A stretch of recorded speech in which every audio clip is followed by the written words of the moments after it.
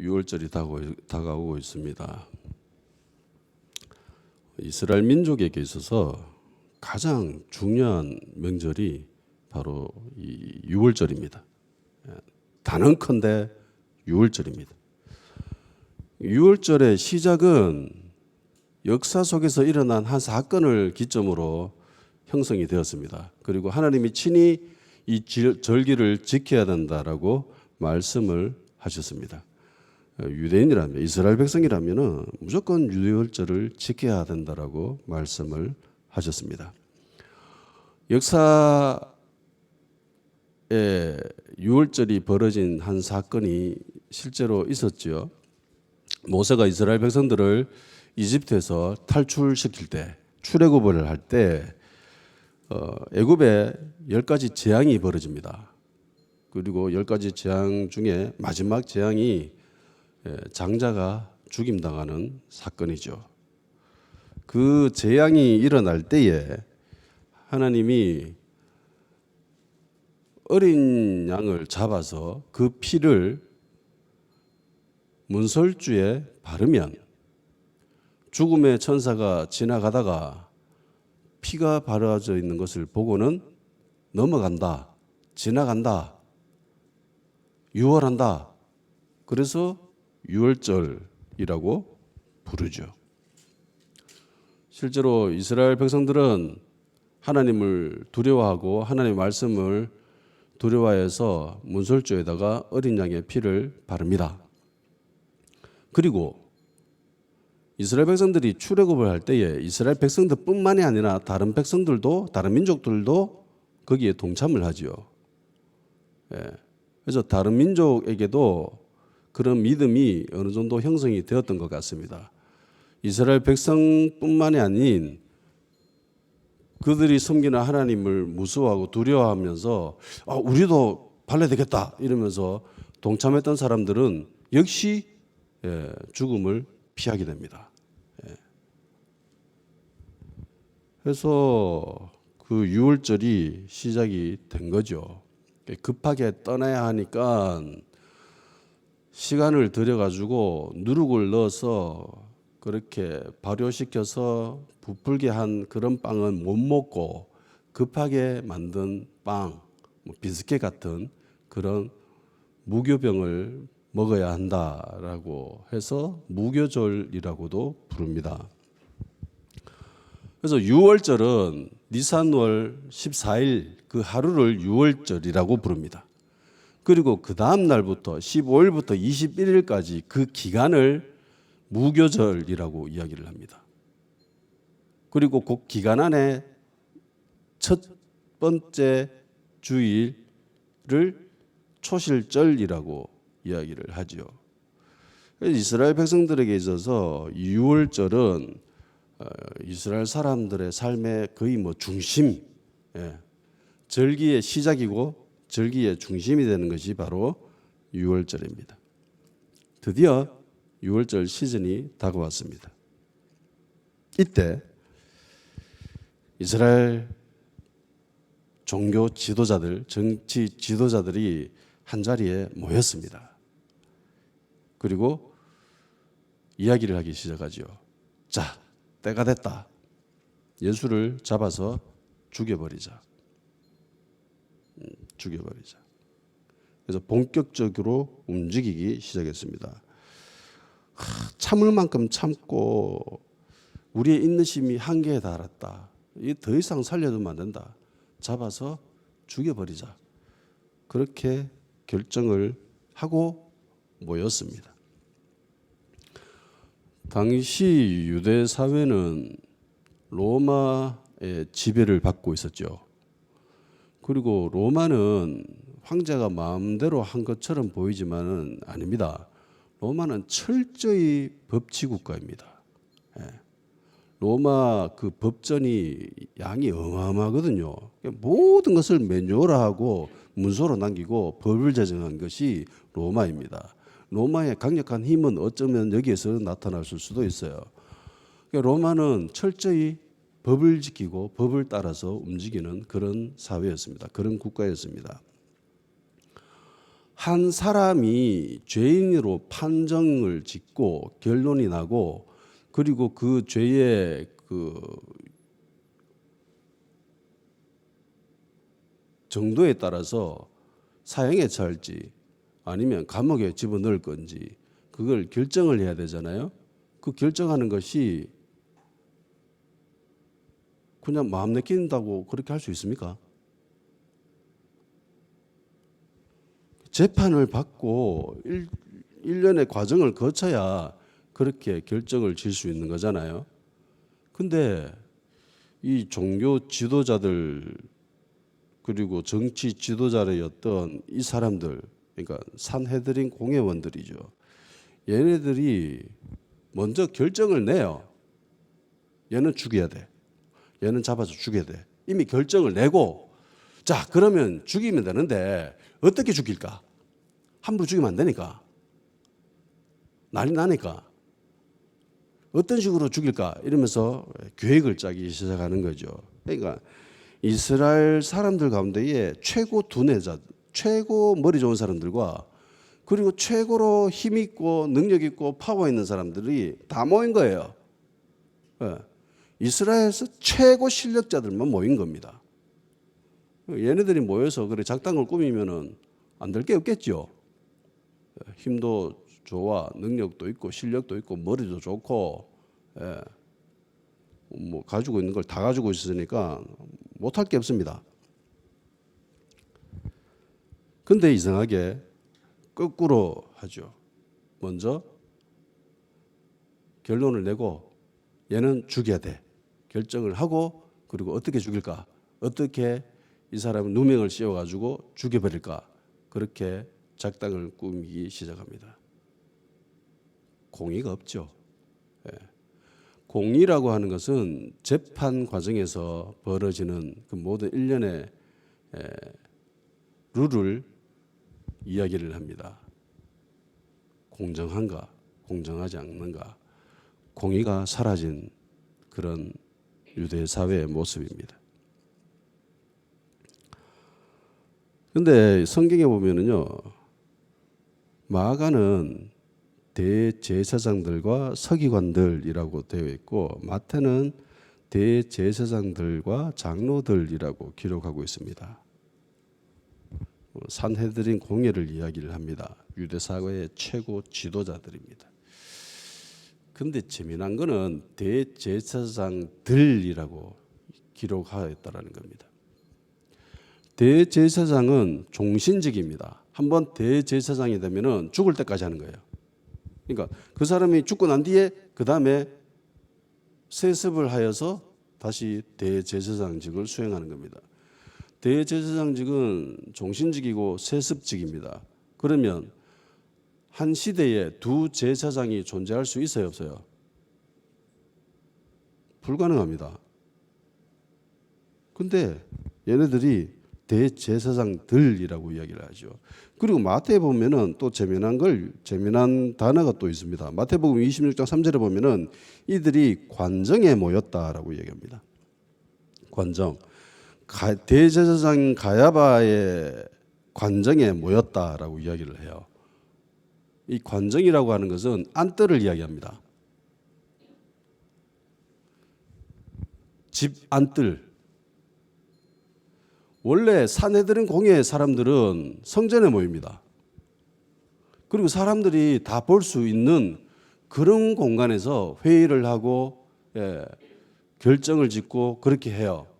근데 얘네들이 그렇게 하지 않고 가야바 집 바깥쪽도 아니고 저 안쪽에 사람들이 보지 못하는 그 안뜰에 모여가지고 이런 작당을 꾸미고 있었던 겁니다. 공식적이지 않죠. 뭔가 이게 음침하고 그래요.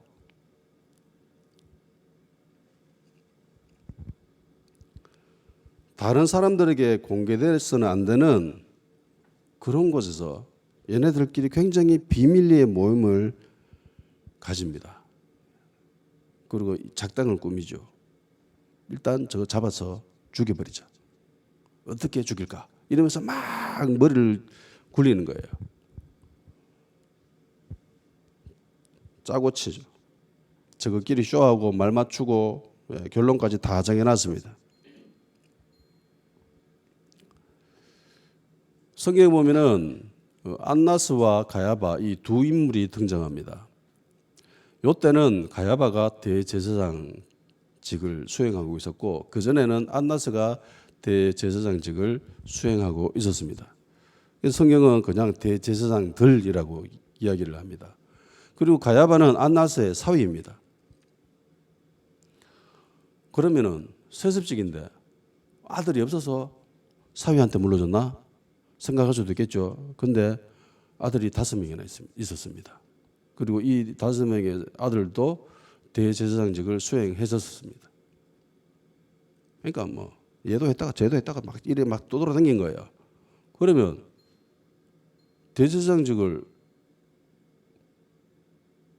원래는 성경에는 사람이 죽으면 대제사장이 죽으면 세습돼서 해야 되잖아요. 그럼 누가 이렇게 자꾸 대제사장직을 하게끔 해줬을까? 로마입니다. 로마에 돈을 주고 직분을 살 수가 있었습니다. 대제사장의 직분을. 당시 유대 사회에서는 안나스 가문이 굉장히 유력한 가문이었습니다. 알아주는 가문이 있습니다. 그러니까 막강한 권력을 쥐고 있었던 안나스, 가야바. 그러니까 이 대제사장들이라고 하는 이 단어가 당시 유대 사회가 얼마나 타락했는가를 보여줄 수 있는 단어이죠. 그런데 이 사람들이 모여가지고 어떻게 보면 이 대제사장들은 종교적으로 최고 위치에 있는 사람들이잖아요. 그런데 이들은 이제 종교 집단이기보다는 정치 집단에 더 가깝습니다. 철저히 로마 입맛에 맞게끔 얘네들은 움직이죠. 예수님을 잡아서 죽여버리자라고 했던 건도 자기들의 기득권이 흔들리기 때문에 자기들이 누리고 있었던 그 이익이 침해될까 두려워서 그래서 잡아서 죽여버리자라고 했던 거죠. 얘네들은 자기들이 마음만 먹으면 충분히 잘 해낼 수 있을 거라고 생각했습니다. 왜냐하면 유대 사회에서 가장 힘 있는 사람들 모였고 실력 있는 사람들 모였고 능력 있는 사람들 모였고 머리 좋은 사람들이 모였고 그리고 모든 사람들이 존경해주고 우러러보고 그런 명예도 있는 사람들이 있기 때문에 마음만 먹으면 얼마든지 할 수 있다고 생각을 했습니다. 그 실제로 그렇게 됐었고요. 그런데 딱 한 개 마음에 걸리는 게 있었습니다. 그게 뭐냐면은 지금 시즌이 6월절 시즌이라는 거예요. 이스라엘 사람들이 다 이 예루살렘 이 조그만한 도시에 다 모인 겁니다. 예루살렘에 모여 있는 이 사람들이 또 특별히 종교적으로 굉장히 열심히 있는 사람들이었습니다. 그래서 사람들이 많이 모이고 막 정말 열정이 있는 사람들이 모여가 있는데 뭐 한 가지 사건이 딱 터져봐요. 그럼 어떻게 될지 모르는 거예요. 예. 그래서 야, 잘하면 밀란이 일어날 수 있다. 그래서 6월절은 하지 말자. 죽이는 거는 확정적인데 어떻게 죽일까에 대한 계획도 다 짜놓고 밀어붙이기만 하면 무조건 되는데 단 6월절은 하지 말자. 사람들이 두렵다. 밀란이 일어날까 두렵다. 그렇게 생각을 했습니다. 실제로 예수님이 돌아가시고 난 뒤에 몇십 년이 지났을 때에 6월절 시즌에 밀란이 일어나서 3만 명이나 되는 사람들이 죽었다고 합니다. 그전에도 이런 일들이 있었고 그러니까 충분히 이들은 이런 생각을 할 수밖에 없었던 거죠. 무서웠습니다. 근데 갑자기 생각하지도 못하게 난데없이 가룟 유다가 등장합니다. 그리고 가룟 유다가 예수님을 팔기로 마음먹어 버렸습니다.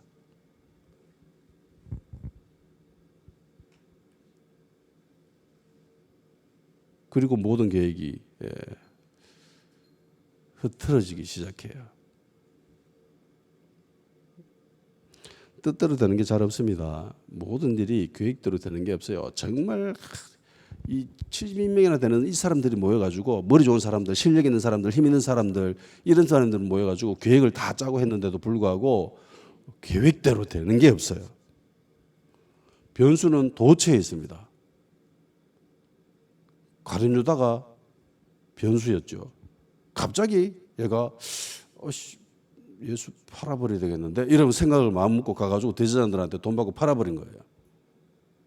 그러면서 우리가 다 알듯이 예수님은 유월절에 돌아가시게 되죠.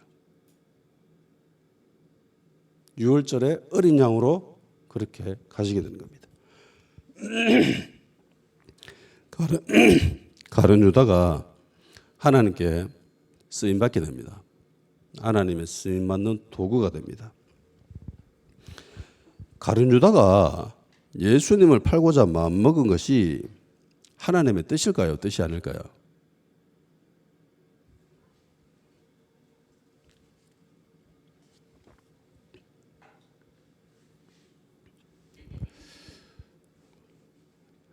가룟 유다가 예수님을 팔고자 마음먹은 것은 하나님의 뜻은 아닙니다. 가룟 유다의 선택이죠. 그 개인의 선택입니다. 하나님은 우리를 뭐 컴퓨터 프로그래밍처럼 그렇게 만들어 놓지 않았죠. 프로그램 딱 돌리면 무조건 프로그래밍화 되어 있는 대로만 움직이잖아요. 그 이외에는 벌어지는 일이 없습니다. 하나님은 우리를 로봇이나 뭐 컴퓨터 프로그램처럼 그렇게 만들어 놓지 않으셨어요. 자유의지를 주셨잖아요. 그죠? 선악과를 따먹을지 말지. 그 결정은 오로지 개인의 선택입니다. 그런데 가룟 유다는 예수님을 팔기로 마음먹었습니다. 그리고 하나님께 쓰임받는 도구가 됐죠. 나쁜 의미로. 그런데 그는 동시에 마귀한테도 쓰임받습니다. 유다복음서라고 하는 게 있습니다. 여기에는 유다를 아주 미화하고 있는 모습이 나와요. 유다는 지는 하고 싶지 않는데 예수님하고 대화를 하니까 그 대화 통해서 내가 희생해야 되겠다. 내 한 개인이 희생해서 하나님의 뜻을 이루는 것이 이게 맞다라고 생각을 해서 예수님을 팔았대요. 이런 생각을 할 수 있는 사람들도 충분히 있을 수 있겠죠. 이렇게 생각하는 사람들이 바로 이단입니다. 유다복음서는 영지주의자들이 만든 책입니다. 이 잘못된 접근입니다. 또 한 가지 예를 들어볼까요? 하나님이 아브라함한테 가나안 땅에 가라고 했죠. 그죠? 갈 때 우를 떠나가지고 여기 떠나지 말라고 했습니다. 그죠? 근데 막상 도착해 보니까 가뭄이 있어요. 근데 가만 이렇게 머리를 돌려보니까 주 이집트에는 가뭄하고는 전혀 상관이 없는. 이집트는 비가 안 오잖아요. 이집트는 비 안 옵니다. 이집트 상류 저 안쪽에 아프리카 저 내륙 쪽에 비가 오지 이집트 쪽에는 거의 비가 안 와요. 날강 하류 지역에는. 그래도 물이 차고 넘쳐. 저 내륙 지방에서 비가 많이 오니까. 저쪽에는 가뭄하고는 전혀 상관없이 먹고 사는데 아무 지장이 없어. 이집트 한번 내려가 볼까 싶어서 슬금슬금 내려갑니다. 내려갔었어요. 그리고 하나님의 사람들이 사람을 속이거나 거짓말하면 됩니까? 안 됩니까? 안 되지요. 그런데 아브라함이 사람들을 속이죠. 그죠? 정직하지 않는 모습을 보입니다. 자기 아내가 아니다라고 해버리죠. 그죠? 그래서 자기 아내가 애굽 파라오에게 갑니다. 이게 일이 심각해지기 시작한 거예요. 이러면 안 되는데 큰일 나는데 라고 하던 자에 하나님의 은혜로 이렇게 가서 흘러가지고 결국은 아브라함이 이집트에서 나올 때 굉장히 돈을 더 많이 벌게 됩니다. 자, 결론적으로 봅시다. 아브라함이 하나님 말씀에 불순종했습니다. 아브라함이 사람들을 속이고 거짓말했습니다. 정직하지 못한 행동을 취했어요. 그럼에도 불구하고 복을 받았지요. 자, 그러면은 불순종하는 것이 하나님 뜻입니까? 거짓말하는 게 하나님 뜻이에요? 사람들 속이는 게 하나님 뜻입니까? 아니죠. 그럼에도 불구하고 하나님이 은혜를 베푸신 거잖아요. 그죠? 이런 일들은 아브라함뿐만이 아니죠. 이삭도 그랬고 야곱도 그랬습니다. 야곱도 사람 잘 속이잖아요. 자기 형도 속였잖아요. 그죠? 자기 형 솔직히 배고픈데 밥 한 그릇 주면 되잖아. 아니 형제지간끼리 그것도 못해요? 세미가 학교 갔다 와가지고 배고프대. 근데 이한이가 집에서 맛있는 라면을 끓여가지고 혼자 먹고 있었어요. 그래서 세미가 이한아 그거 한 젓가락 내 좀 줘. 너무 배고파. 그러면 이한이가 당연히 착하니까 그래 나라 먹자 이러면서 줄 거예요. 충분히 그러잖아요. 누구든지 그럴 수 있어요.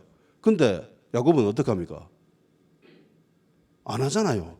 난 야곱 보면서 정말 얄미워요. 이 사람이. 왜 이래 사람이? 마음이?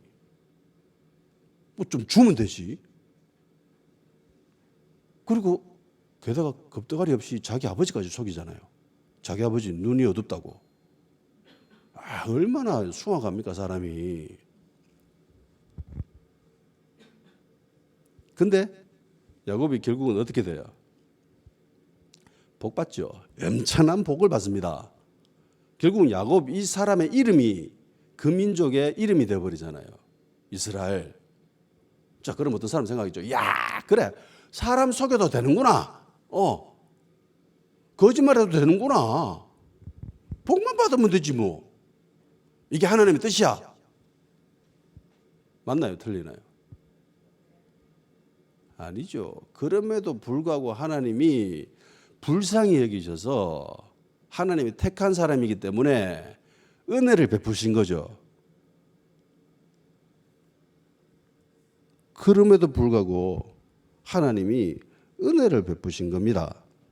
그런데 이거를 다르게 생각하는 사람들이 간혹 있습니다. 많지는 않지만 이렇게 생각하는 사람들이 간혹 있어요.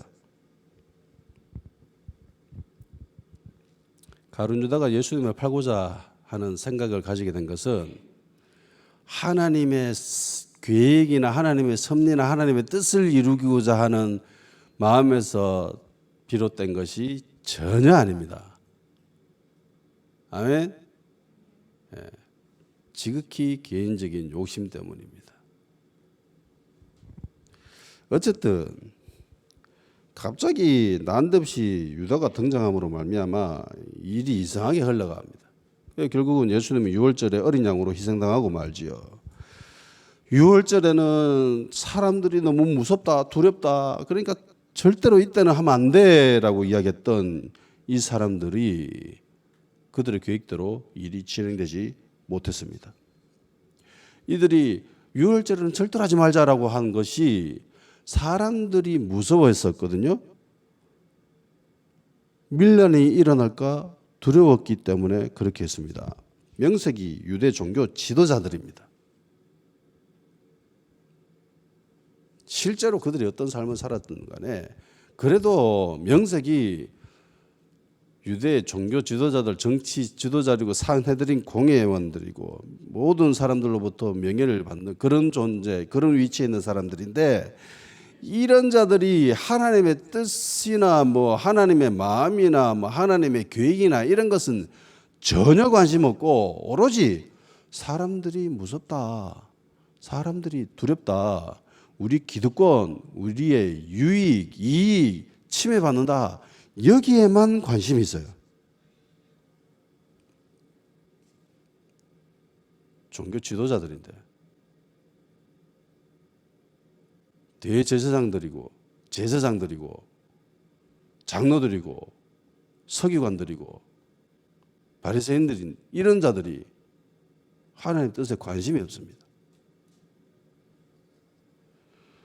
의인들은요 하나님의 뜻에 관심이 있습니다. 어떻게 하면 하나님의 마음을 품고 하나님의 뜻을 이룰까? 거기에 관심이 있습니다. 근데 불의한 자들은 하나님의 뜻은 관심이 없습니다.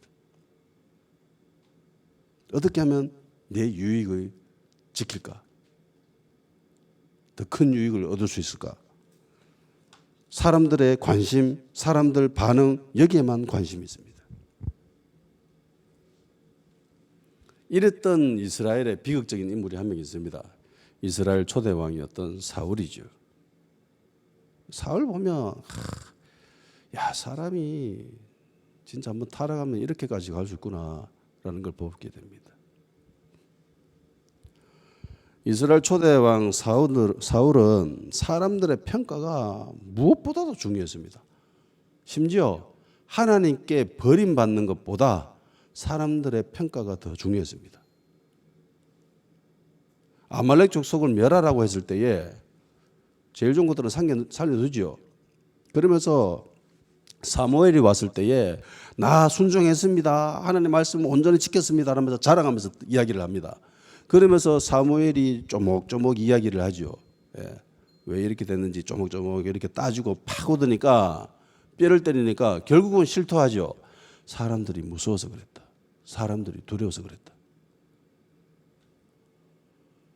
그러면서 사무엘이 이야기를 해줍니다. 하나님이 당신을 버렸다.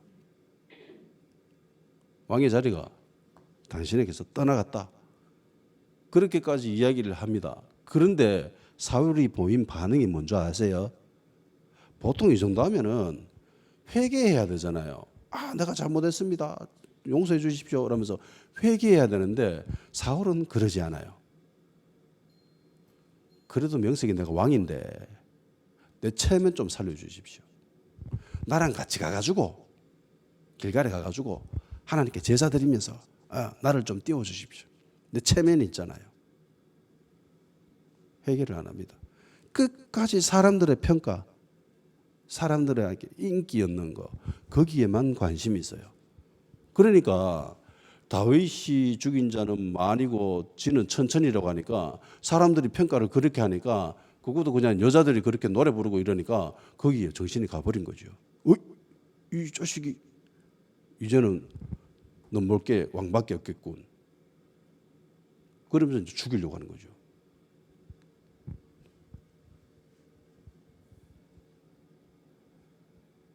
이까지 가버리면 그냥 인생이 그냥 끝나버리는 겁니다. 그래서 교회에서 신앙생활 할 때에 제가 기억합니다. 제가 교회 처음 와가지고 첫 번째 수련회 가가지고 거기서 은혜를 받고 그리고 돌아와서 교회에서 예배를 드리는데 약간 의문점이 있었어요. 그게 뭐냐면은 수련회 때 드리는 예배와 교회에 와서 드리는 예배가 너무나 다른 거예요. 수련회 가서 예배를 드릴 때는 다 그런 건 아니지만 대부분의 이 분위기가 주변을 잘 의식을 안 해요. 오로지 자기 개인에게만 좀 포커스가 맞춰져 있어서 그래서 하나님을 예배하는데 진정성이 묻어나고 이런 것들이 있었는데 교회에서 예배드리면은 이상하게 사람들이 눈치를 봅니다. 주변을 의식하고. 그래서 제가 돌아와서 예배를 드릴 때마다 하나님께 기도했습니다. 제발 주변 사람들 의식하지 않도록 하나님 나를 좀 도와주십시오. 예수님 나 좀 도와주십시오. 그러면서 나를 죽여주십시오. 내 자아가 죽어지게 해주십시오. 근 한 1년 동안 그 기도를 한 것 같아요. 예배를 드리면서 늘 주변을 의식하고 옆에 사람들 의식하고 저 사람이 나를 어떻게 생각할까 거기에 막 정신이 팔려 있는 거예요. 이래 되면은요 신앙생활 못합니다. 단언컨대 이래 되면은 하나님과의 나와의 관계가 깨져 버려요. 신앙생활이라고 하는 것은 오로지 하나님과 나와 1대1 그 관계잖아요. 근데 그 관계 속에 다른 사람들이 침범하기 시작하면은 이 관계가 박살이 나버립니다. 특히 사람들의 평가를 의식하기 시작하면은 더더욱 심해집니다. 그래서 교회에서 앞에서 예배를 인도하는 사람 혹은 찬양을 인도하는 사람들, 기도에 인도하는 사람들이 사람들의 평가를 의식하는 사람들이 있어요. 나 그런 사람들 보면은 진짜 돌아버립니다. 어떤 집회를 갔는데 그런 사람들이 앞에서 인도를 하고 있는 거예요. 집회를. 그 자리 못 있어요. 미쳐버립니다. 왜냐하면 내가 예전에 내 모습을 보고 있기 때문에. 그리고 그런 상태에서 집회를 인도해 가면은요, 그 집회가 그냥 박살이 나버려요. 엉망이 돼요. 너무나 잘 알고 있기 때문에. 그래서 그 집회 하는 그 인도자들을 위해서 밖에 나가서 그냥 기도합니다. 그 안에서 기도를 못 해요. 너무 힘들어요, 내가.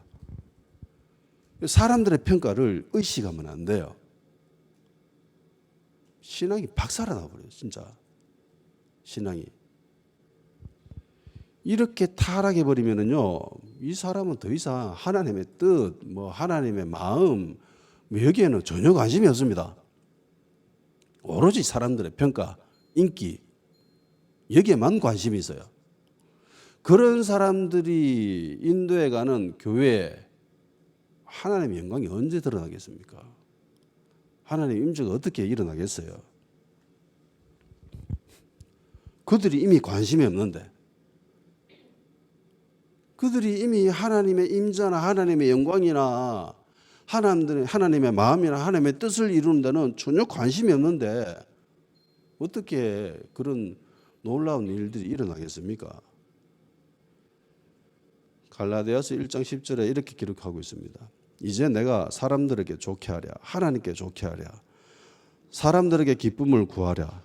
내가 지금까지 사람들의 기쁨을 구하였다면 그리스도의 종이 아니니라. 아멘. 그러니까 그리스도의 종은 사람들의 기쁨을 구하는 사람이 아니라는 거죠. 자, 여기에서 우리가 알 수 있는 것은 하나님의 기쁨과 사람의 기쁨이 반드시 일치하지 않는다라는 거죠. 갈라디아서에서 기록하고 있는 이 기자가 누구에게 편지하고 있습니까? 불신자예요, 신자예요? 바울이 지금 신자한테 이야기하고 있잖아요. 갈라디아 교회에 있는 사람들한테 편지하고 있는 거잖아요. 바울은 사람들, 성도를 기쁘게 하는 일에는 별로 관심이 없었다는 겁니다. 하나님을 기쁘게 하는데 관심이 있었다는 거예요. 물론 이것이 늘 반대로만 가지는 않겠지요.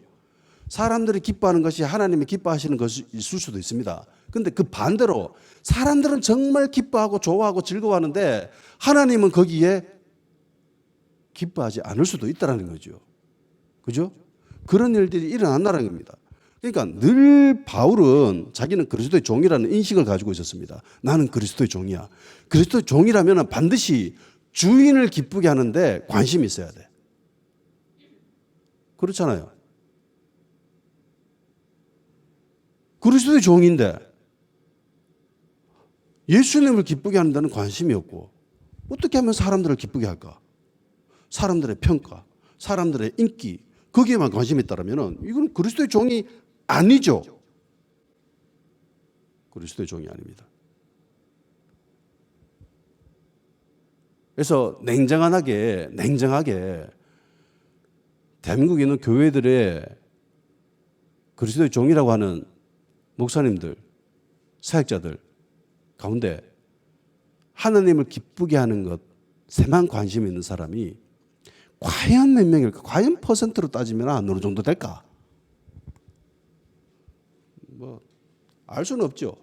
근데 정확한 거는 내가 단언컨대 이야기할 수 있는 거는 100%는 아니다. 100%는 아니다.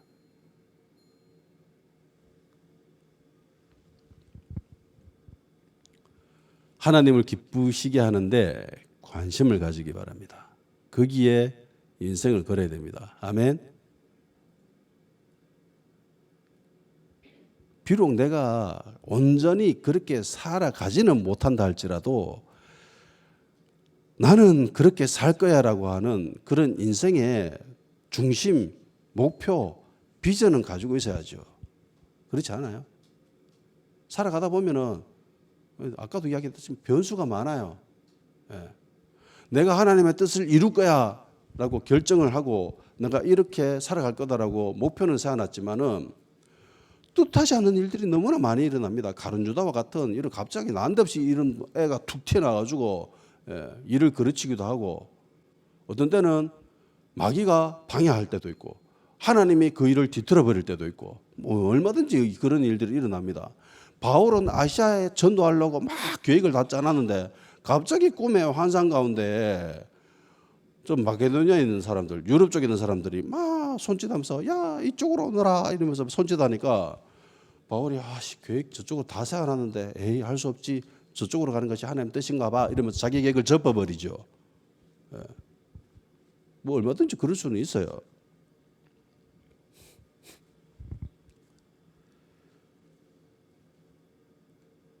이스라엘 종교 지도자들이 전혀 생각하지도 않았던 한 인물로 통해서 예수님은 유월절 어린 양이 되어버리십니다.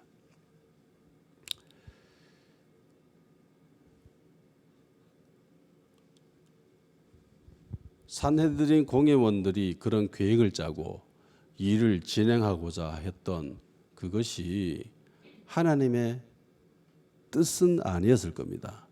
그죠? 가룟유다가 예수님을 팔려고 마음먹은 것도 하나님의 뜻을 이루기 위한 가룟유다의 고귀한 희생, 뭐 유다 복음서에 기록된 것처럼 그런 거는 아니에요. 철저히 자기의 이익을 위해서, 사리 사욕을 위해서, 자기의 유익을 위해서 취한 행동이었습니다. 그런데요, 하나님은 그 모든 것을 포함하여서 선하시게 이끌어 가십니다. 모든 것을 합력하여서 선을 이루어 가십니다. 아멘. 하나님은 나의 생각, 내 주변에 있는 사람들의 생각, 그리고 심지어 마귀의 방해 그런 것까지도 다 포함하여서 합력하여서 선을 만들어 가 버리십니다. 이 땅에 존재하는 모든 색깔들을 모아서 섞어버리면은 무슨 색이 나와요? 까만색이 나오죠. 그죠? 내 색깔, 옆 사람의 색깔, 이 사람의 색깔, 저 사람의 색깔, 이런 색깔, 저런 색깔, 이런 오만 색깔을 모아가지고 막 섞어버리면은 까만색이 나옵니다. 근데 우리 하나님은 빛이죠? 그죠? 빛이에요. 우리 각 사람에게는 하나님의 빛이 있습니다.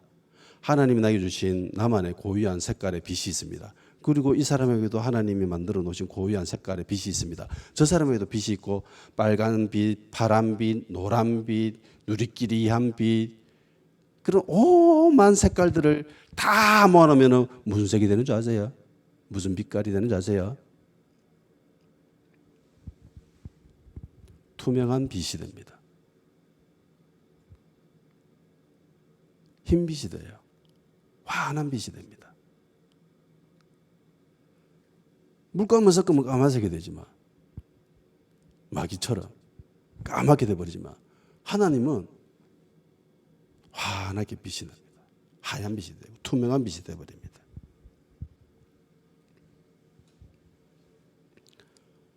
하나님은 우리의 생각보다 훨씬 수가 많으십니다. 결국 예수님은 유월절 어린 양으로 희생됩니다. 유월절 어린 양이 이스라엘 백성들의 목숨을 살렸죠. 그죠?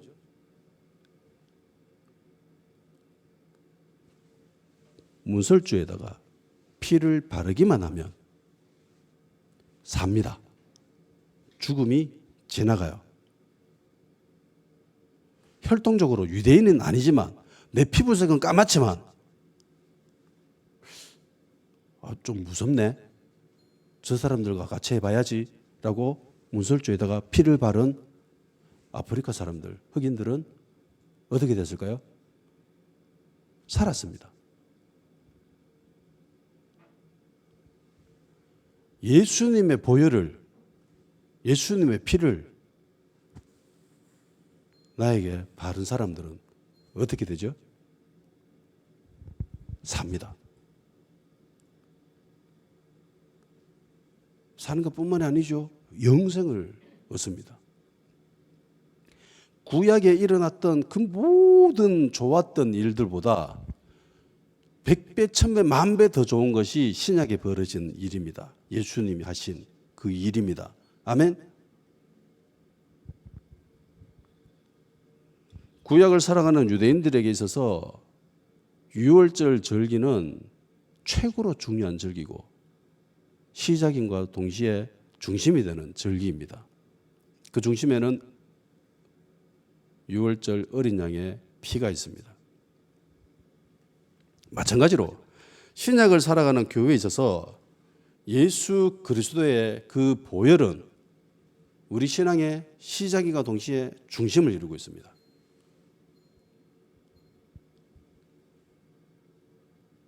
죽음에서 생명으로 옮겨졌잖아요. 그죠?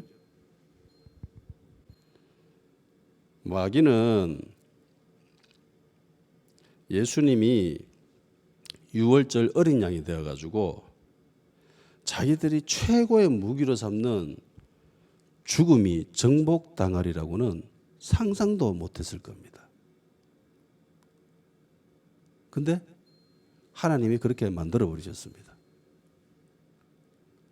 예수님이 십자가에 달려가지고 돌아가실 때 마귀는 쾌재를 불렀겠죠. 야호 해냈다 이러면서. 근데 마귀의 뜻대로는 그렇게 진행되지 않죠. 우리 하나님은 모든 것을 아시고 그리고 모든 것을 준비해 놓으시고 모든 것을 합력하여서 선을 만들어 가셨습니다. 유대 사회에서 제일 머리 좋은 사람들, 제일 힘 있는 사람들, 제일 능력 있는 사람들을 모여서 계획을 꾸몄습니다. 잡아서 죽여버리자. 단 유월절은 하지 말자.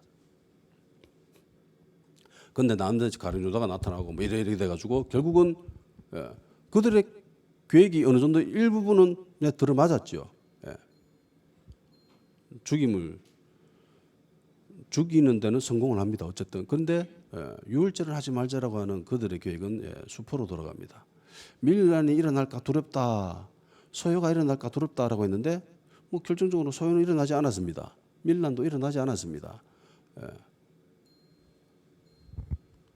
여기서 우리가 알 수 있는 거는요. 내가 아는 한도에서 최선을 다해서 하나님의 뜻을 이루려고 노력은 해야 된다는 겁니다. 걔네들은 마귀의 뜻을 이루기 위해서 노력했지만 우리들은 예수 믿는 우리들은 내 뜻도 아니고 세상의 뜻도 아니고 마귀의 뜻도 아니고 하나님의 뜻을 이루기 위해서 최선의 노력을 다해야 된다는 겁니다. 근데 그렇게 하다 보면은 변수는 얼마든지 일어날 수 있습니다. 갑자기 뭐 가룟 유다가 나타나가지고 뭐 일을 막 흐트러버리고 막 이럴 수 있다는 거예요.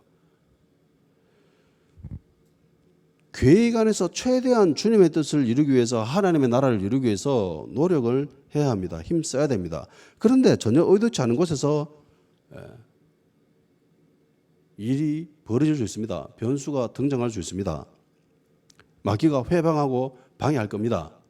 마귀가 그래 네 하나님의 뜻을 이루라. 하나님 나라에 잘 만들어 가고 있네. 이러면서 방관하고 있지 않을 거잖아요. 어떻게 해서든지 회방하려고 할 겁니다. 방해하려고 해요.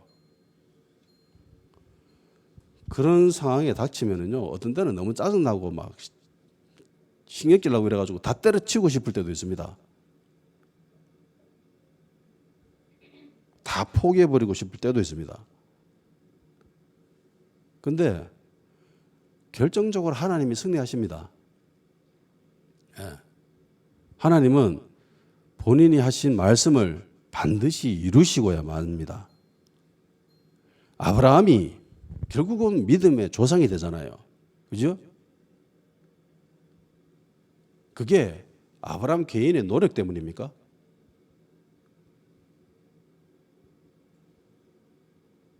아니죠. 하나님의 열심히 아브라함을 믿음의 조상으로 만들어간 거예요. 믿음의 사람으로 만들어간 겁니다. 중간에 아브라함이 얼마나 실수를 많이 해요. 그럼에도 불구하고 하나님은 그 아브라함을 품으시고 이끌고 가시면서 결국은 믿음의 사람으로 세워놓으십니다. 처음에는 말해도 잘 듣지 않고 갈대아 우르 떠나가지고 가나안 내가 지시하는 그곳으로 가라고 했는데 바로 갑니까? 바로 안 가잖아요. 갈대아 우르를 떠나가지고 쭉 가다 보니까 이거 떠나면 더 이상 위험해지겠는데 싶어가지고 그 언저리에서 몇십 년 동안 거기서 뭐 삽니다. 하나님에서 못 떠나요. 그러다가 자기 아버지가 죽으니까 떠나야 될 것 같다 이러면서 갔다가 가나안 땅에 있어야 되는데 거기서도 가뭄 드니까 여기 있다가 굶어 죽겠네 싶어가지고 또 애굽으로 내려가고 계속 하나님의 말씀에 불순종하고 사람들을 속이기도 하고 그런 불안한 모습을 보입니다. 자식 놓을 거다 했는데 그것도 말 안 듣고 이상한 수를 써가지고 이상한 애 티 나오고 그것 때문에 지금까지 저 중동 지방은 시끄럽잖아요. 이스라엘과 이스마엘이 부딪히고 싸우고 그러고 있습니다. 그런데 그 모든 과정 속에서 하나님이 합력하여서 선을 만들어 가시겠다는 겁니다. 아브라함 뿐이겠어요? 우리의 삶은요? 우리 삶도 마찬가지라는 겁니다. 내가 하나님의 부르심을 받고 하나님의 길을 걸어가면 하나님의 뜻을 이루고 가려고 하는데 그때마다 내가 실수할 수도 있고 내가 엉뚱한 선택을 할 수도 있고 그리고 주변 사람들이 방해해가지고 그렇게 못할 때도 있을 것이고 그리고 마귀가 방해를 해가지고 회방 나가지고 그렇게 실족하고 좌절하고 넘어지고 그럴 때도 있을 겁니다. 그런데도요 하나님은 모든 것을 합력하여서 선을 만들어 가신다는 겁니다. 아멘. 하나님의 수는 나의 수보다 훨씬 많습니다. 그래서 하나님의 말씀은 반드시 이루어집니다 라고 하는 그 믿음을 잃어버려서는 안 된다는 겁니다. 내 상황 때문에 마귀의 방해 때문에 내 주변 사람들의 회방 때문에 나의 믿음 포기해서는 안 된다는 겁니다. 이사야 55장 8절 9절 이는 내 생각이 너희 생각과 다르며 내 길은 너희의 길과 다름이니라 여호와의 말씀이니라.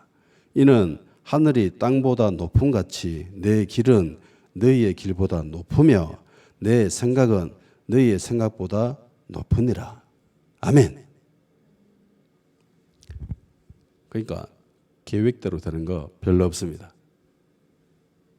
그런데 믿음의 사람들은 하나님께서 다스리시고 통치하신다라고 하는 하나님에 대한 신뢰를 가져야 된다는 거예요. 하나님은 실수하지 않으십니다. 우리 개인을 향한 또 우리 나라를 위한 그리고 우리 교회를 위한 하나님의 언약 말씀들 하나님은 반드시 이루실 것입니다. 다 같이 기도합시다. 사람들의 관심과 인기 평가보다는 하나님의 마음, 하나님의 뜻, 하나님의 눈동자에 더 관심을 가질 수 있는 그런 신앙의 사람 될 수 있도록 하나님의 생각이 나의 생각과 다름에 감사할 수 있게 합시다. 불평하는 것이 아니라 감사할 수 있는 그런 사람이 될 수 있도록 하나님을 신뢰하고 어떤 변수에도 실족하지 않고 주님의 말씀을 붙잡을 수 있는 그런 말씀의 사람, 신실한 사람 될 수 있도록 주여 도와주시옵소서. 다 같이 기도합시다.